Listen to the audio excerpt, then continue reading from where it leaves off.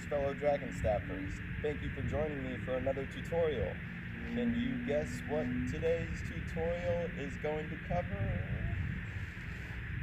That's right, fishtails.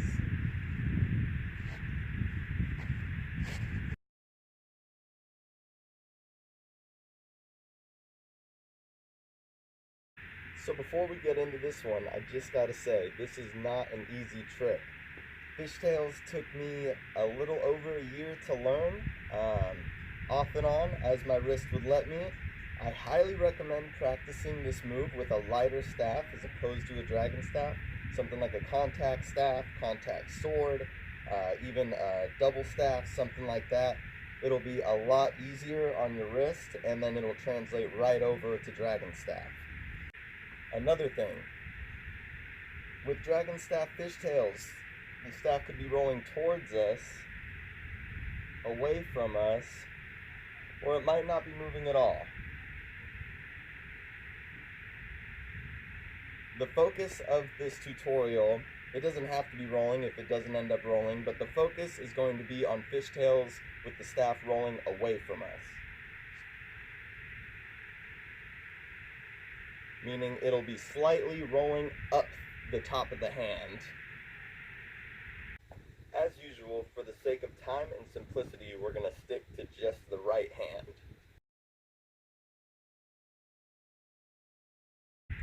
Also, we're going to stick with the staff rolling away from us, because I found that to be much easier with the Dragonstaff. Or, we can just ignore the roll altogether if the roll isn't happening. Rolling away. So one thing to keep in mind is that this is just one fishtail variation. It's the one that I found to be the easiest to learn, especially with the Dragonstaff. So learning fishtails. For me, I would practice them maybe for a week out of the month, and then my wrist would feel funky, so I'd take a break from them, come back a month or two later. Ended up taking me a year, probably like a year and 2 months.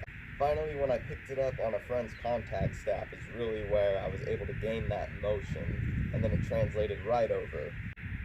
I just want to give that disclaimer because for most tutorials I put up, I feel like if you watch them in practice, you could get the move down within a day, 2, maybe a week.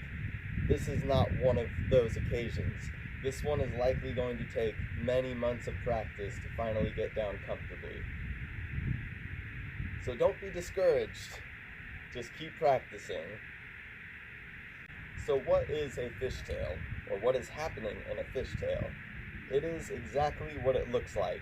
The center of the staff, or for me I have the center couple of inches marked off, is going to stay balanced right on the top of the wrist, right near the top of the hand, and the center, or the staff, is going to tilt from side to side. And by changing the momentum with our hand, we keep the staff from fully tilting to one side. One way that I've seen people practice this move that allows you to help learn the movement without having to worry about the staff actually falling to the ground is placing the center of the staff at the top of the wrist, and then placing the other hand on top and kind of sandwich the staff in between so that it's stuck there. And then you can learn that movement.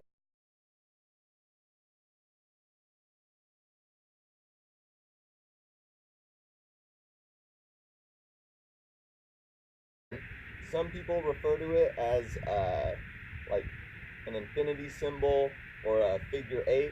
As you can tell, I'm kind of swiping upwards and diagonally, which makes a sideways figure 8.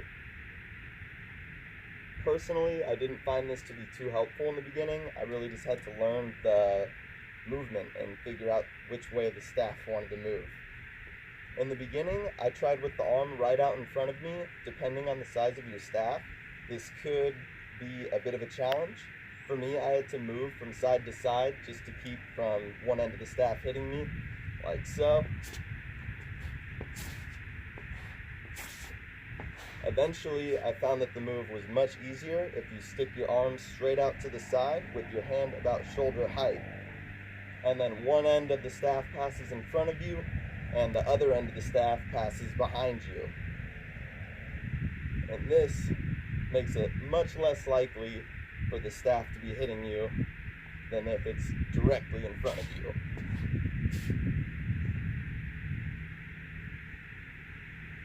Another thing I found helpful when learning this move was to just work with each kind of pinch point, you could call it.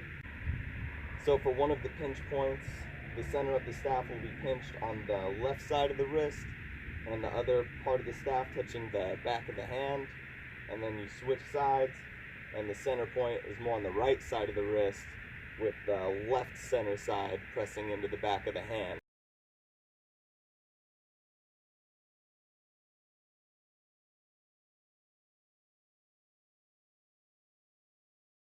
And you kind of have these pinch points here where you can kind of catch the staff and give it momentum the other way with the top of the hand. It's like the top of the hand pushes that side of the center back up the arm so that it can roll back down the arm towards the back of the hand. To help get that roll away from you, it's almost as if you're pushing away from you to the side with your palm, and then going from downwards to upwards to help give it that momentum up the top of the hand.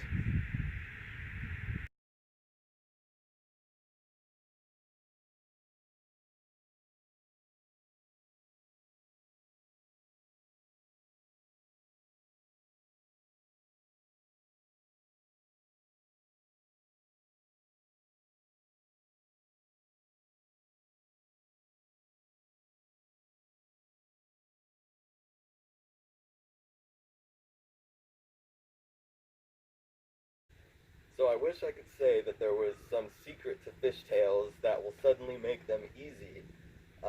Unfortunately, it's just not the case. This move is really going to be a matter of practice and just understanding the movement and gaining that muscle memory.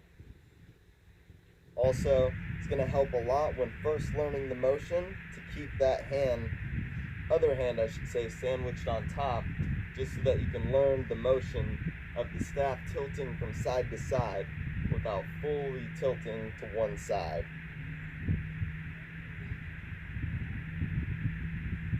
Also, take breaks, especially with this move. I wouldn't try to just drill this one time after time after time, day after day. There will be wear and tear on your hand and wrist. I also highly recommend going to a yoga class after this one, or in the middle of learning this one, or at least doing some stretches, switching the clasp. Make sure that you're gaining some flexion and extension. Might have those flip-flops actually. Either way, slightly pull apart. Make sure that you're doing something to help take care of those wrists, especially if you're learning it on a Dragonstaff. Thank you all so much for joining me. I hope you found this one helpful. If you have any questions, please leave them down in the comments. Don't get discouraged on this one. Keep practicing. Remember to take breaks and have fun with those fishtails.